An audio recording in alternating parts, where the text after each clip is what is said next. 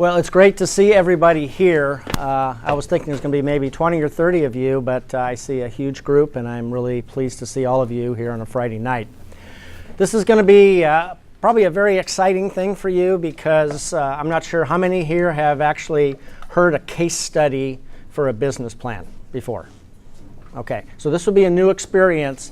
A lot of times when you go to college and you're studying business, you'll study a lot of business plans and be asked to analyze the business plan for one reason or another. You're analyzing this business plan for an opportunity to make your own business plan based on where this program is at the present time. So you all got a non-disclosure form and you all signed that. Did anybody not sign one of these? Okay. This is a very good practice if you're going to be presenting a business plan to anybody in the industry, whether it's a venture capitalist, a friend, a relative to loan you money. It's always a very good idea to have someone sign a non-disclosure. So what is a non-disclosure? It's basically a piece of paper that says, you know, I've seen your business idea. I promise not to tell anybody else about it. Thank you for showing me your business plan. That's basically what it is. And it's a polite way of letting people know that you're sharing proprietary information. And anybody that has been around for a while in the venture capital business will actually be looking for you to present one of these to them before you present the information to them. Because you could be the next Google, you could be the next Apple, you could be the next Facebook, who knows what. And someone could take your idea and run with it and go start a company, maybe get it funded before you, and then you lost your idea. So just a word for the wise, if you do something like this, make sure you do a non-disclosure. So let me start with a little bit of a story. How did this whole thing start with our ISS program at Valley Christian Schools? People always like to know, you know, how did this happen? Did you guys meet in the garage? You know, how did this get started? Well, in our case, one of our employees here, Mr. Saldana, also a very good friend of mine, knew a gentleman by the name of Professor Twiggs. In fact, Mr. Saldana and Mr. Twiggs worked together at Stanford University. How many here know Mr. Saldana? Okay, a fair number of you. So this is a little bit of a story of his history. So after he retired from industry, he taught at Stanford for about 7 years. And he taught with Professor Twiggs. Professor Twiggs is the inventor of the CubeSat, the first little tiny satellite that was ever launched into space. And Professor Twiggs called Mr. Saldana one day and he says, hey, can we have lunch? I want to share something that I just heard about, and you guys can get into the ground zero opportunity to do this. So Mr. Saldana came to me. I heard about 10 seconds worth of it, and I said, you know what? This is not a meeting just for you and me, Dan, but we need to pull Dr. Doherty into this. So I phoned Dr. Doherty, and long story short, we met in his office. So this is a little snapshot of the day we met in his office. This is Professor Twiggs. And basically, within about 10 minutes, he shared this opportunity. And it didn't take very long for Dr. Doherty to say, let's get this guy on the phone where we can get on the space station in just a few months and actually have our students make experiments on the space station. Well, that morphed into very quickly into signing the very first agreement with a company called NanoRacks to actually have student experiments flying on the International Space Station. Now, I'm going to explain to you a little bit about what the International Space Station is here in a second, but that's kind of how this whole thing started. And it's always fun to know, how companies get started. So that's the story of the ISS start at Valley Christian Schools. That very quickly became a whole ISS development team of students about 4 years ago. This is the team of students with some of the adults. You can see Mr. Saldana here, and we even had an astronaut, Dr. Cagle, with us, and there was a lot of parents and others in the background that didn't get in the photograph, but we had 30 students that first year, and we literally wrote a new page in the history books with regard to doing experiments in outer space, and you're going to hear a lot more about this over the next 45 minutes or so. So that's the original group. So what was really fun about this, and it's kind of a glamour story, if you will, as soon as we got our first experiment into space, it didn't take long for us to get letters from the President of the United States, the Vice President, astronauts, senators. We were on television, in the media, and it was just crazy. I mean, we just couldn't, really take it all in on what was happening, because we were just trying to do some advancement of science. Well, that kind of morphed into a lot more things, and I'll be going through that here in a moment. So what I'm going to be talking about today is a little more about what is this thing called an International Space Station. Why would we do experiments up there? And how are we involved as Valley and another organization you're going to hear about in a little bit? And why do we want to get other schools involved? It's a very valid question. It's part of our business model. In fact, it's a very, very important part of our business model, why we have other schools involved. And then I'm going to go through the actual details of the business model. What do we charge these schools? How much does it cost? And maybe a challenge for you guys to take that business model and say, Mr. Vavken, this looks pretty exciting. There's an opportunity to do a whole lot more good and maybe serve a whole lot more schools around the world.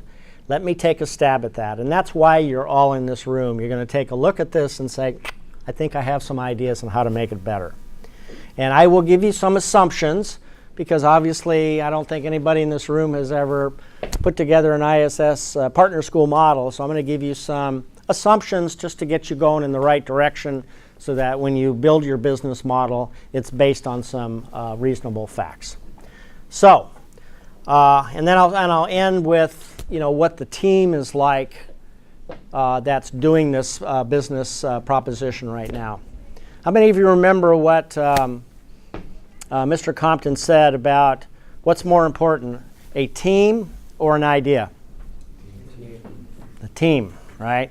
So I'm going to end this with telling you a little bit about the team, because he said he'll take a A team with a B idea over a B team with an A idea. And I think we've been fortunate. I've been able to be surrounded by amazing people that really comprise an A team, in my opinion.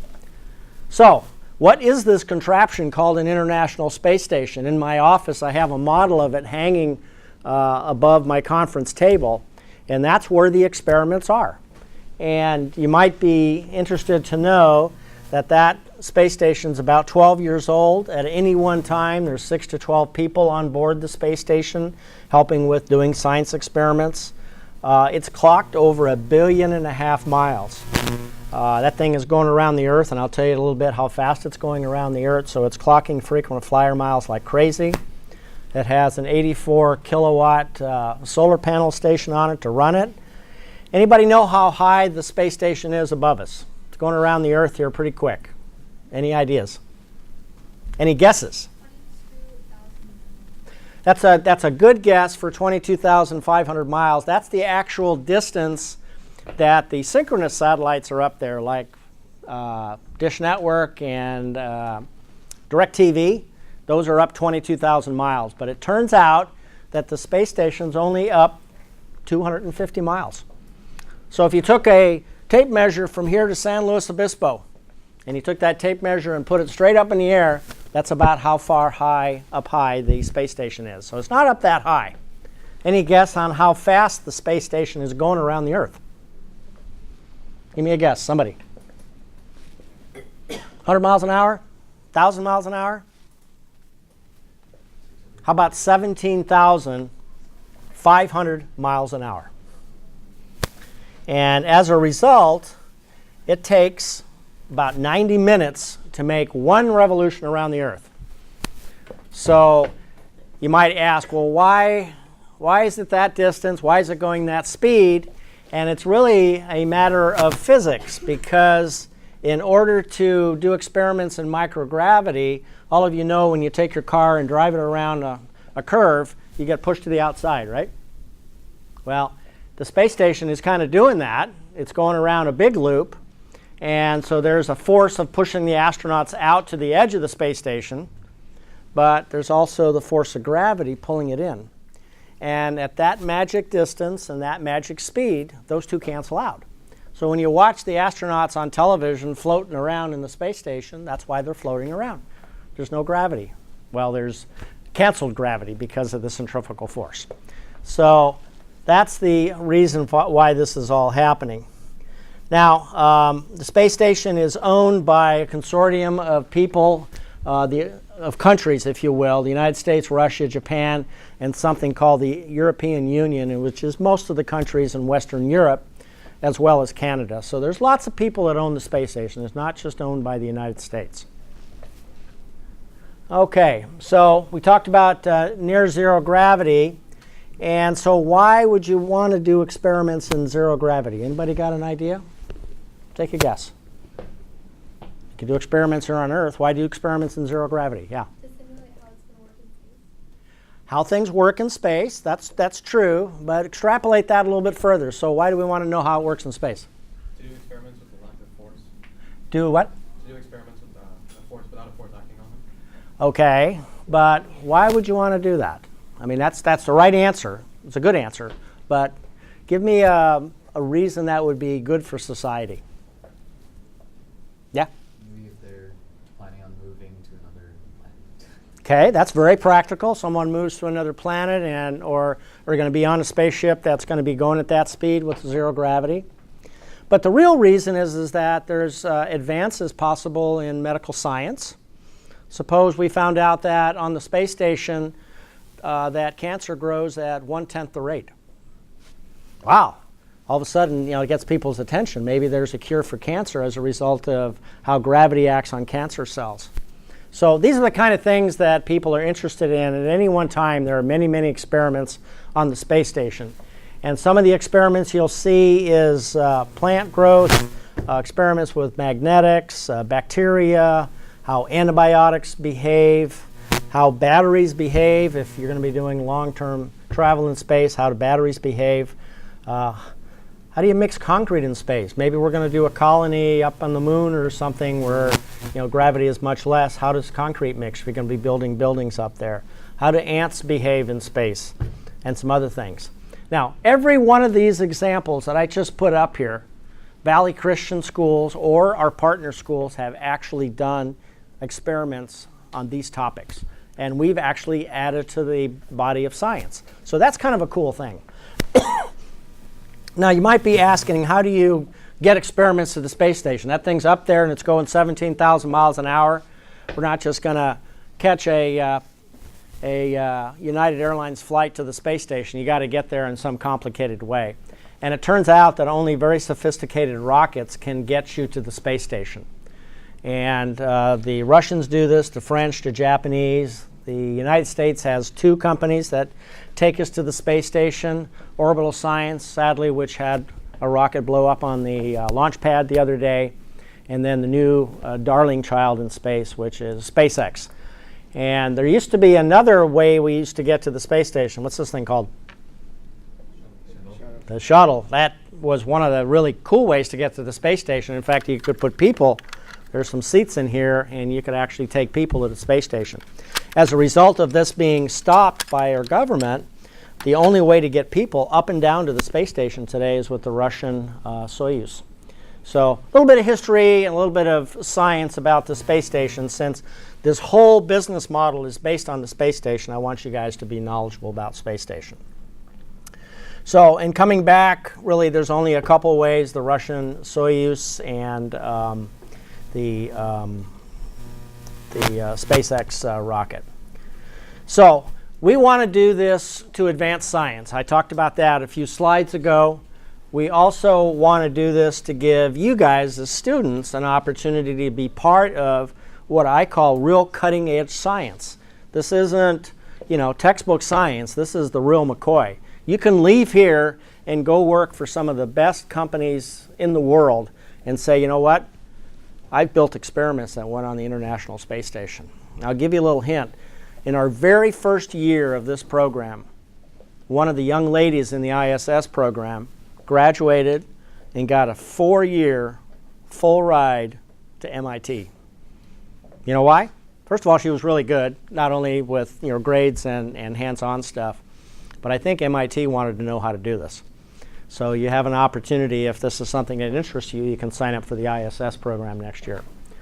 We also want to share this technology and how we do all this with other students and other schools, not only here in America, but all over the world. And we've done it from Hawaii all the way to Finland, and you'll hear more about it, sharing this opportunity with other schools.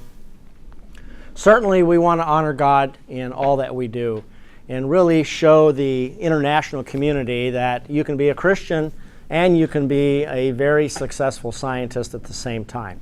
And we've seen that time and time again.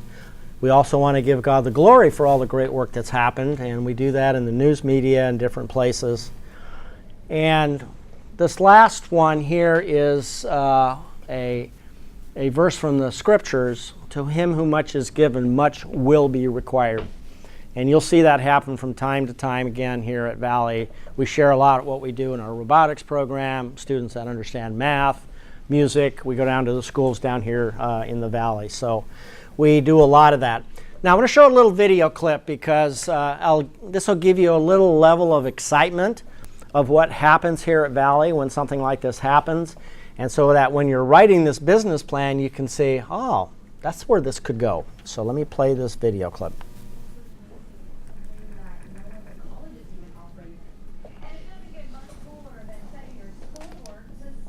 The Bay Area students taking science to new heights. This week's Cool School is next.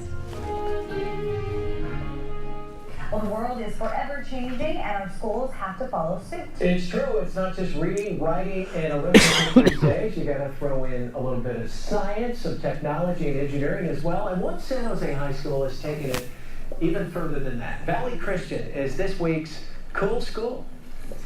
There is something cooking at San Jose's Valley Christian High, and it is out of this world. And liftoff of the Falcon 9 rocket and Dragon. It's absolutely amazing. It's something that no other college is even offering. So being a high school student and working on an experiment like this, it's out of this world and it's unbelievable. Experiments are right there, about 250 miles out. How cool is that? Well, it doesn't get much cooler. Werner Vavken, he's one of 4 retired engineers mentoring 30-plus students, all preparing experiments that, yes, hitched a ride on the SpaceX rocket March the 1st. Destination, the International Space Station. My dad is kind of like, my daughter's famous now. And I'm just like, oh, I don't know about that, Daddy, but okay. Well, it's really crazy since I'm just an underclassman, and yet I actually worked on something that astronauts are using and that's making real scientific advances. When you influence it with a magnetic field, it creates spikes. Experiments with ferrofluids, bacteria, and plant growth are all on board the ISS. Station Houston, SpaceX is on its way. The students are receiving data every 3 days so they can monitor the progress from outer space. The ISS project started at Valley Christian and has since grown to 8 high schools nationwide, including Los Gatos High and Fremont Christian. Accolades have come from 3 U.S. presidents and NASA. There's no stopping our youth, and that's what really makes me excited about our future. We always kid ourselves, who's having more fun? Is it the mentors or is it the students? But we're proud of them, and they're just doing a marvelous job. And that's why Valley Christian is this week's Cool School. I gotta tell you, I was just blown away how smart these kids are and their thirst for knowledge, and they're just so engaged. It's incredible. I just can't believe they're in high school and they're already getting involved in this. It's crazy. They got experiments up in space. By the way, they're launching a satellite in August, and they've got one of their fellow students got full boat to MIT. So wow. They're doing some mighty great stuff there. And what's cool about your school? Okay, so that's pretty neat, huh? So you might be wondering, how long has this been happening? We're starting our 5th year this year of doing experiments on the space station, and every year we try to get more and more schools involved. And in fact, if you look at the growth of the ISS program, and now we're starting to get into some technicalities as you build your business model for expanding this out, you can see that our schools that we've mentored have gone up. We've had as many as 12 last year, and this year we're down to 8. And some of that has to do with the economics of the schools we were working with, and things getting approved and whatnot. But you can see the experiments that Valley Christian has done has always increased every year. And that's good because we want to give more and more opportunities to you guys that want to be involved in the ISS program here at Valley. But what we're trying to do here with this business challenge for you guys is take this yellow curve and take this thing back up and zoom this thing up to maybe have 20, 50, 100 partner schools involved. And you need to analyze the numbers and see, can the economics of the model support the growth of this program to many, many schools beyond 8 or 10 or 12, okay? And we're going to talk about that here in a little bit. These are the names of some of the schools that we have serviced over the years, from little tiny Cowtown down in Kalinga all the way out to Finland. So you can see the schools that we've worked with. Now we're going to get into some of the mechanics and the technicalities. I've got some models up here, and you're welcome to come up here and take a look at it. I'm not going to spend a lot of time with the mechanics of this, but if you're going to write a business plan, you need to know the very, very basics of this. And the very basics are that inside each of the boxes that go up to the space station are 4 things called nanolabs. These little modules here that are inside this big box that is called a nanolab. These are microlabs, I'm sorry. The thing is a nanolab. So when we send experiments to the space station, they have to fit into a box about this big. And inside here is a computer and a camera and whatever the experiment is. So remember I mentioned there was a school, it was actually Kalinga High School, that built an experiment to mix concrete. So imagine you had an assignment. I'll pass this around. I gave you an assignment. I said, figure out a way to mix concrete in that little box, take pictures and send it back to the Earth. You're going like, wow, how do I do that? Well, these are the kind of things that we teach the teachers and the students how to do. But inside that little module, you can grow bacteria and analyze it. You can mix concrete. You can do magnetism experiments, lots of things. So we slide 4 experiments into here. Dr. Roy, can I get maybe some water? Because I'm running out of my voice here. We put 4 experiments inside this box, and then we take a number of these boxes. The most we've ever sent to the space station is 5 of these boxes with 4 inside. It's a total of 20 experiments. That gets up to the space station, and it gets plugged into the space station, and I'll tell you a little bit of how that gets information down to us. So just imagine the space station's going around the Earth, 250 miles up, 17,000 miles an hour. Your experiment is up there, and now the information of your experiment has to get down to Earth. So how's that going to happen? That's a long ways up there. There's no cables and there's no internet. And it turns out that the NASA people have a radio link from the space station down to Houston, and you can send data down. You can imagine the astronauts want to talk to their wives and their girlfriends and their friends and surf the web. So it turns out that there's actually a high-speed radio link where that gives them internet connectivity up there. And that's how the information gets down to Houston, and then Houston sends the information to us, and then the students can analyze the data. So that's kind of the way that all happens. So from this diagram, again, you have 4 experiments in here. This is the output, and it's just a USB connector, just like you connect up your printer to your computer. And that USB connector actually gets connected to the astronaut's laptop. How cool is that? And then the astronaut clicks on a button. Thank you, Dr. Dory. And the data comes down to Houston, and Houston sends it to Valley. The students analyze the data. So that's the whole journey of how it all happens. Whoops, I forgot this doesn't work. So the business machine, if you will, how it works, we have Valley Christian Schools, the AMSI program that runs the whole ISS development program, tied in with an organization called the Quest Institute, and I'll talk about that here in my next slide. And these 2 organizations together work with our vendor called Nanorex, and they have a relationship with NASA to get us to the space station. So I know this is a little complicated, but if you want to do things in outer space, you just don't go figure it out and go do it yourself. You typically have to have people that can get you to outer space, and these people, Nanorex, have that relationship with NASA to get us to outer space, if you will. Now, the other key part of this is that not only do we have a relationship of Valley Christian Schools and the Quest Institute with Nanorex and NASA, but we do a lot of work with Valley Christian students making experiments, because those are all the experiments that I was talking about a second ago. We also do things with Valley Christian Junior High School. Last year, the junior high was the first junior high in the world to do experiments on the space station. We helped them do that. And then all of our, what we call our ISS partner schools around the world, we have to service all of those. So this machine has to turn the wheels on all three of those groups of people, if you will, and that's part of what makes up the business model. Okay?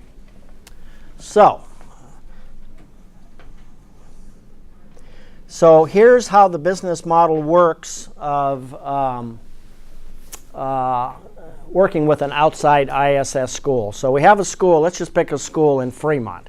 Fremont Christian comes in and says, Mr. Vavken, we'd like to have a group of students put our experiments on the space station. What does it cost us? Well, it turns out that it cost them $17,000 to put a group of students one experiment on the space station. So for $17,000, they get, who's got my little model here? The little model? Yeah. So for $17,000, they can put one experiment into that box and send it to us, and we send it along with all other experiments inside this box. So what does it cost us to do that? Well, we have some costs to have them come to a workshop. We give them parts for 3 sets of units, because they have to play with one unit, they have to have a reference unit, and then they send one unit to the space station. So they get 3 sets of parts to play with. And we do that just because that's kind of the standard in the industry, no matter what you're developing. Whether you're developing a new toothbrush or a new car or a new space station, you typically try to do 3 things when you do that. So we have some fixed costs associated with that, and then our price to send it up to the ISS is $4,250, amortized for over one of these things. 1/4 of that is $4,250. So when you add these two numbers together, you get a number of about $7,000. Now you notice I don't have any labor in there, or I don't have any numbers in there for electricity or space we use at Valley Christian Schools or any of the things that in business we call overhead. These are direct fixed costs, that hard cash that we have to put out to make this thing happen. So if we charge them $17,000 and we take away the $7,000 or so for the cost, we have what we call a gross profit of about $9,800. And that's what we have to work with to do an expansion, to put money back into the Quest Institute, to do more ministry. That's why we call it a gross profit, because in a nonprofit, you can't really have profit, because that'd be an oxymoron, right? A nonprofit should not make any profit. So if you do make a perceived profit, you have to take that money back into the ministry of the nonprofit and have to develop additional things so that engine can keep going and you basically have a net zero at the end of the year. So that's part of the model that has to happen when you do your business plan. Now, this is for outside partners. For Valley Christian Schools, these are folks within our own family, if you will.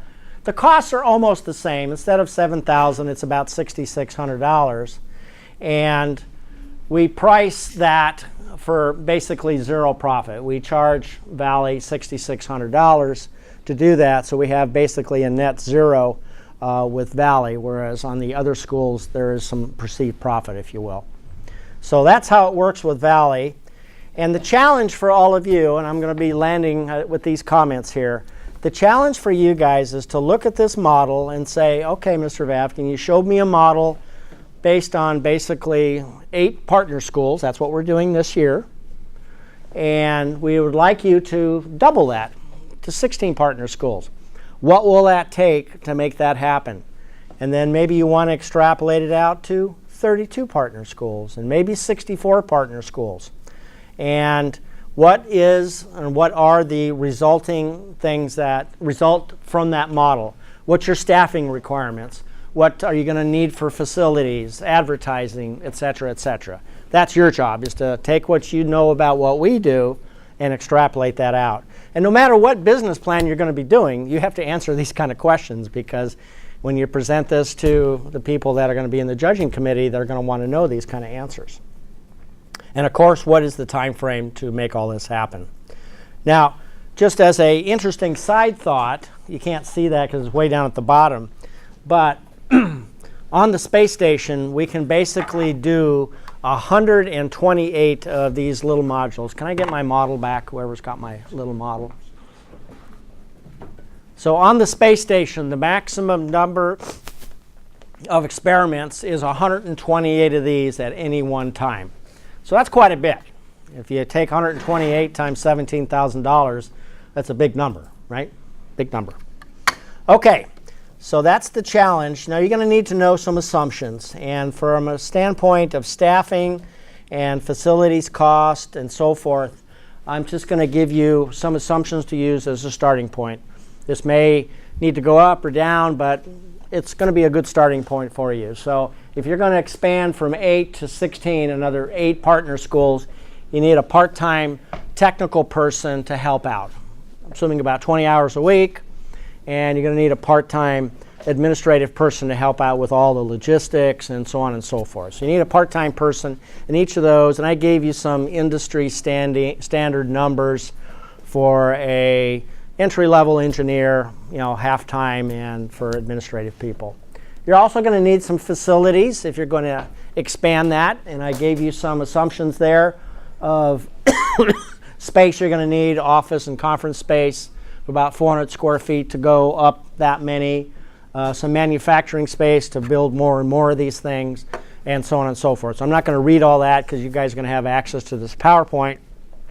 And you can go through all those assumptions. I've got some numbers there for what you should assume for rental space, for facilities, if you're going to do this in another building somewhere, and all those types of things.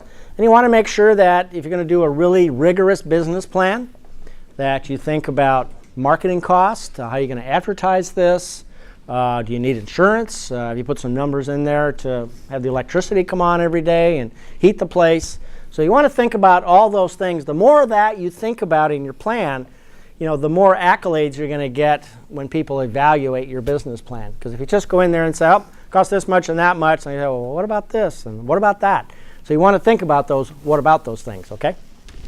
All right, so I have done a whole lot of talking. I'm going to end with this capital equipment slide here, and then we'll go for questions. But basically, all of these parts here are made in-house. We print these on something called a 3D printer. And it's kind of like the printer that you have in your house that prints ink on a piece of paper, but it prints hot molten plastic on a piece of material, and it just does layer upon layer upon layer, and it knows where there's material, where there's not material. And typically, you can print this part here in about 3 hours. One part. But it's totally made in-house, and it only cost us $18.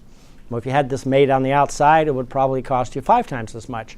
So we made a decision to invest in a 3D printer, print this in-house.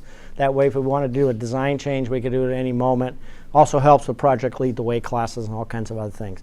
So you probably want to get another 3D printer, or maybe you want to rent one. I've never looked into renting. That's why I say you may want to see if you can lease one for maybe $2,500 a month. I don't know. Usually you can lease anything that you can typically buy on high-priced capital equipment. And you only need this for about 3 months out of the year. That's all you need this thing for. And in 3 months, you can print all the parts for 8 schools. Because you have to do 3 times 8. You got to do 24 of these things if you're going to do 8 schools. And then you also have to print this thing, and you got to print a lot of stuff. So there's a lot of printing to do. So I wanted to tell you a little bit about the Quest Institute and how it's involved with Valley Christian Schools. And I thought that was the last slide, but this is the last one. So you have Valley Christian Schools over here that does all the engineering and development and manufacturing. And then the Quest Institute, which is very closely related to Valley. Dr. Doherty's the president. I'm one of the vice presidents of Valley Christian. And it's also a nonprofit, but it's a nonprofit that's just a little bit different than Valley. And it was set up as a nonprofit with a non-Christian name. And you might say, why did you do that? Well, if you can imagine a school like Los Gatos High School, they're a non-Christian organization. And if someone there wanted to do a project with a Christian organization and asked the principal, would you write a check to XYZ Christian organization? They're probably going to say no. Separation of church and state, all that kind of stuff. So we set up the Quest Institute for quality education so that they can write a check to that organization. And this organization basically is the business intermediary between Valley Christian Schools and these other partner organizations. So we can indeed service both Christian and non-Christian organizations. So that's important for you to understand why the Quest Institute was invented. And that's how basically that works. With regard to the organization, I was asked to give an org chart on how this all looks. Obviously, Dr. Doherty is our president and CEO of the school. I handle the business side of the world and run the whole AMSI organization. Mr. Kim, who you've heard in one of the most recent talks, helps me with that. Mr. Saldana, as many of you know, runs the ISS program. We have a few administrative assistants that help us with that. Of course, Mr. Ivy is the chief engineer and keeps everything going from a technical standpoint.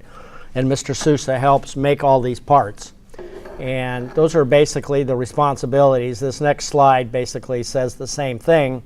And whoops, this is in your presentation when you get access to that. So you can see the actual responsibilities for everyone in the program today, as it sits today, and we service about 8 to 10 partner schools a year with this model. So I'm going to end with that. I thank you for your attention, and I will now field questions. And Mrs. Kim, maybe you can help me with this. Anything else that you wanted to do besides questions here? Q&A. No, I think we're going to move on to question Q&A. Thank you. Thank you. So some of the things to consider as you think about questions is, so this is an education venture, right? This is kind of a social venture product that we have going on here. And so the question is that he kind of gave you an overview of here's our product and how it came about, and this is where it is now. And the challenge at this point, if you think about it from a business perspective, is we want to take this product, which has been doing really well. Okay, we're at that first phase where it's been going gangbusters. You saw the news report. It's an awesome program. So we've done zero marketing at the school, trying to get other schools involved and kind of get the word out. So you got to think of it as phase 2 in the business world kind of sense. So how can we take this business and take it to the next level? So think about that as you kind of ask some questions to Mr. Vavken. And this is a great time to also kind of brainstorm and kind of come up with some solutions. Let me piggyback on the comment here. Since I've been running this for the last 4 years, we're starting our 5th year, I always go to bed every night wondering if I advertise this just a little bit in educational magazines around the world, how many schools would be interested? And I would have to believe there would be hundreds of schools wanting to be involved in this. I mean, how cool is that to have high school students making experiments on the space station? It doesn't happen every day. But at the same time, I'm scared to death to think of, okay, so suppose 100 schools knocked on the door and said, yeah, sign me up. We don't have the facilities, we don't have the people, we haven't thought about the expansion plan of how to do this. It's an exciting proposition, but it's also frightening to think about what could happen. But the good part is that the resulting thing may not be so frightening. It may be very heartwarming, knowing that we could service over 100 or 200 schools. Actually, we can't go to 200. We can go to 164. But if we could service 150, 160 schools, what a tremendous ministry this would be. And I know Dr. Doherty wants to say something. Yeah, so also that capacity could increase once the SpaceX program gets going and relationships are being built with the SpaceX program. So some of the limitations on nanowacks we expect to go away. But I would like to make a mention of capacity. That speaks to capacity. That is, how large can it grow? What is your potential? What can you actually do? Now, we've reached our limit on capacity here at Valley Christian with the resources that we're willing to invest. Valley Christian spends money to take care of our own students. And we've kind of assessed and thought, well, for the same amount of money that we spend already to take care of our students, we can also add these other schools that we've already added. So it's beneficial to our students because our students have partnerships with other students, and it's to our school's benefit.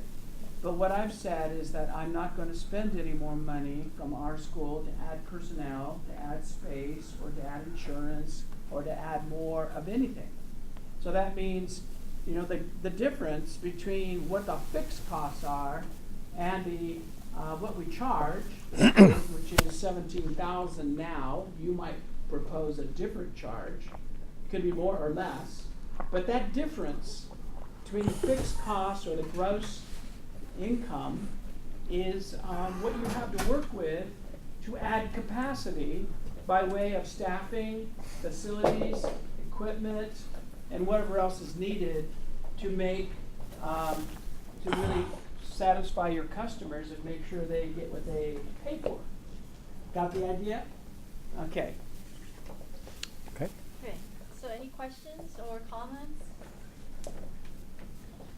Yes.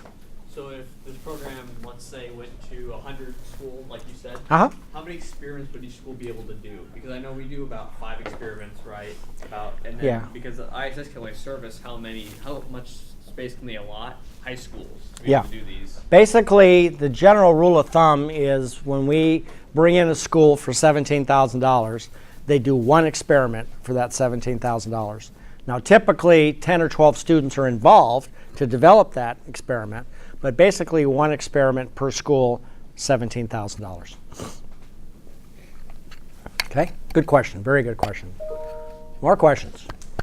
Yes? What are some other experiments you have sent up into space, or some other schools have sent up? Well, the school in Kalinga was the one who mixed concrete. We had Whittier Christian School in Southern California try to kill bacteria with some antibiotics.